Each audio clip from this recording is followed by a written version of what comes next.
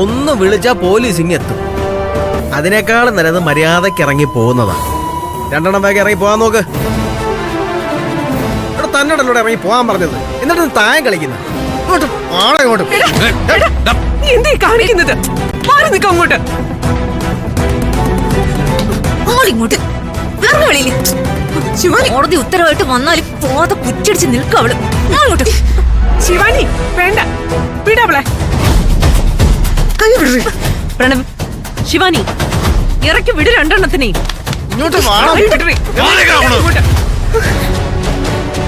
എങ്ങനെയോ തട്ടിക്കൂട്ടിയെടുത്ത എന്റെ കള്ളയൊപ്പുകളുമായി ഒരു ഫേക്ക് ഡോക്യുമെന്റ് ഉണ്ടാക്കിക്കൊണ്ട് വന്നിരിക്കുന്നു.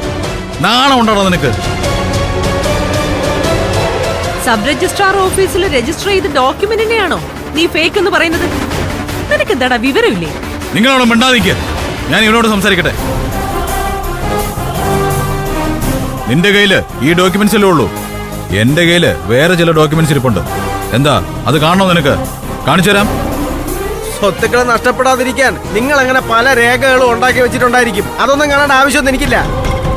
ഈ ഡോക്യുമെന്റ്സ് വന്ന വഴി എങ്ങനെയാണെന്ന് കൃത്യമായിട്ട് എനിക്കറിയാം. ഒരു വഴിയുമില്ല. നിന്ന് മുട്ട തർക്കം പറയാതെ ഇറങ്ങി പോവാൻ നോക്കി രണ്ടെണ്ണം. മിണ്ടാതിരിക്കടി അവിടെ. ഇങ്ങനെ ഒരു ഡോക്യുമെന്റുമായിട്ട് വന്ന് ഇറങ്ങി പോടാന്ന് പറഞ്ഞാൽ ഉടനെ ഞാൻ നിധിയുടെ കൈയും പിടിച്ച് ഇറങ്ങി തരുമെന്ന് നീ കരുതിയിട്ടുണ്ടെങ്കിൽ നിനക്ക് തെറ്റി പ്രണവേ.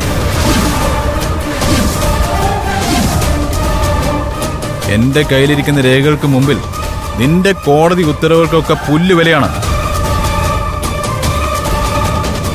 ഇവള് നേരത്തെ പറഞ്ഞല്ലോ ഞങ്ങളെ ഒഴിപ്പിക്കാനായിട്ട് പോലീസ് വരുമെന്ന്. പോലീസ് അല്ല ഇനി പട്ടാളം വന്നാലും ഞാൻ കാണിക്കുന്ന രേഖകൾക്ക് മുമ്പിൽ അവർ തലകുനിച്ച് മടങ്ങിപ്പോവും. അറിയോ നിനക്ക്? നിന്റെ കയ്യിൽ എന്ത് കുന്തോ ഇരിക്കുന്നത്? വെറുതെ കിടന്ന് ഷോ കാണിക്കാതെ ഇവളെയും പിടിച്ച് ഇറങ്ങാൻ നോക്കടാ. ഇറങ്ങണോ വേണ്ടെന്നൊക്കെ ഞാൻ തീരുമാനിച്ചോളാം. അതിനു മുന്നേ എന്റെ കയ്യിലിരിക്കുന്ന ഡോക്യുമെന്റ്സ് നീ ഒന്ന് കാണണം. കണ്ടേ പറ്റൂ.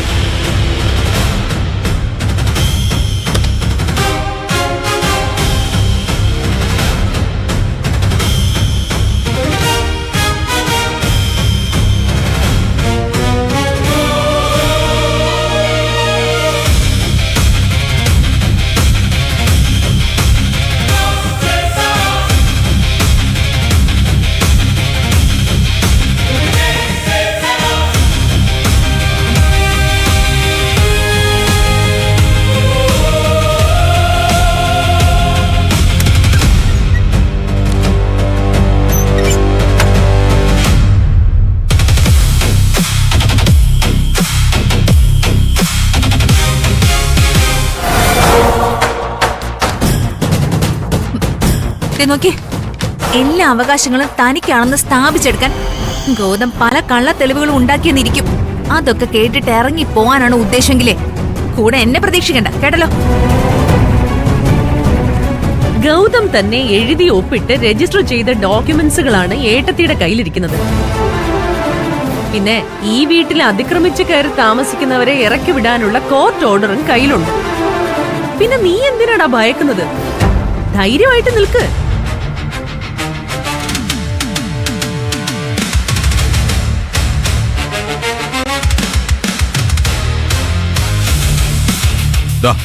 നീ ഒന്ന് വായിച്ചു നോക്ക്. എനിക്ക് നിങ്ങളെ ഒന്നും വായിച്ചു നോക്കേണ്ട ഒരാവശ്യമില്ല. ഈ നിമിഷം വീട്ടിൽ നിന്ന് ഇറങ്ങി തരണമെന്ന് പറഞ്ഞാൽ ഇറങ്ങി തന്നേ പറ്റൂ. അതിന് വേണ്ട കോടതി ഉത്തരവുകളും രേഖകളും എല്ലാം ഞാൻ കൊണ്ടുവന്നിട്ടുണ്ട്. അതൊക്കെ അവിടെ നിൽക്കട്ടെ.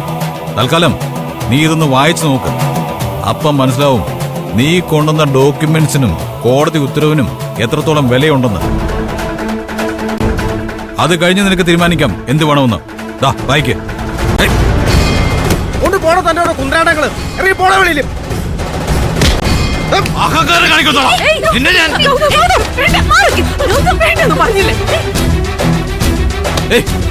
അവൻ ഈ തട്ടി എറിഞ്ഞ് കളഞ്ഞതിന് എത്രത്തോളം വിലയുണ്ടെന്ന് അറിയോ നിധി? നിനക്കറിയാലോ അതെന്താണെന്ന്.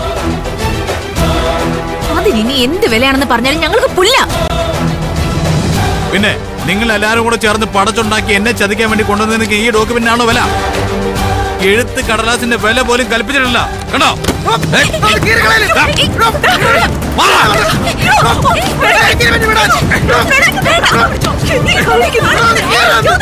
ദേ. ദേ കിടക്കുന്നു നിന്റെ സർവാധികാരങ്ങളും സ്ഥാപിച്ചുകൊണ്ടുള്ള ഡോക്യുമെന്റ്സ്.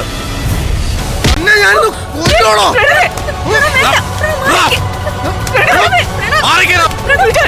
കൊല്ലുവാണോ തന്നെ? ഇവന്റെ ദേഹത്തിന് തൊട്ടു പോരുത്. നിനക്ക് എന്താ വേണ്ടത്? ഞാനും നിധി ഈ വീട്ടിൽ നിന്ന് ഇറങ്ങി തരണം, അത്രയല്ലേ ഉള്ളൂ. നീ പറയുന്ന എന്തും ഞാൻ അനുസരിക്കാം. പക്ഷേ അതിനു മുമ്പ് ഞാൻ ഈ കൊണ്ടുവന്ന ഡോക്യുമെന്റ്സ് എന്താണെന്ന് നീ വായിച്ചു നോക്കിയേ പറ്റൂ. അല്ലാതെ നിന്റെ ഒരു ആഗ്രഹങ്ങളും നടക്കാൻ പോകുന്നില്ല. പോലീസിനോ പട്ടാളത്തിനെയോ ആരെന്ന് വെച്ചാൽ നീ വിളിച്ചു വരുത്തിക്കോ. ഈ ഗൗതമിനെ ഈശ്വരമംഗലത്തിൽ നിന്ന് ഇറക്കാവുന്ന നീ വിചാരിക്കണ്ട.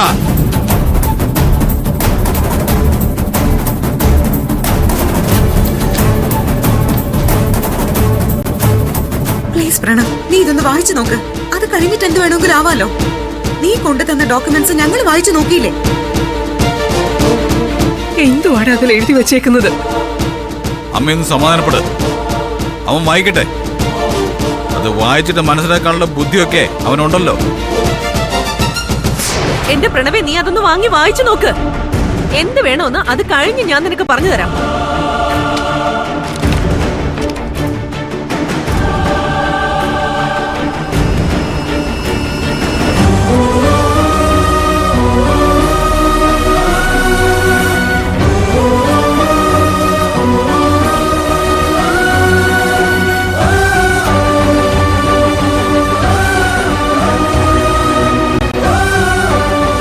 അത് രജിസ്റ്റർ ചെയ്തിരിക്കുന്ന ഡേറ്റ് കൂടി കൃത്യമായിട്ട് നോക്കിയോ.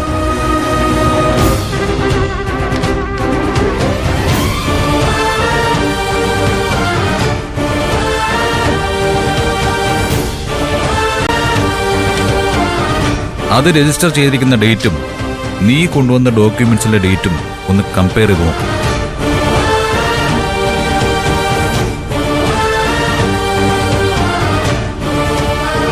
എന്താ നിന്റെ മുഖം മാടിയത്? നിന്റെ ഡോക്യുമെന്റ്സിനും കോടതി ഉത്തരവിനും ഒന്നും യാതൊരു വിലയില്ലാന്ന് ഇപ്പൊ ബോധ്യായില്ലേ?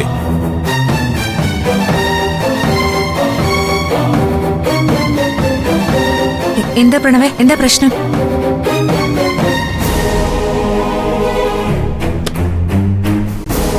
എന്താടാ? ഇങ്ങോട്ട് തന്നെ, ഞാനൊന്ന് നോക്കട്ടെ.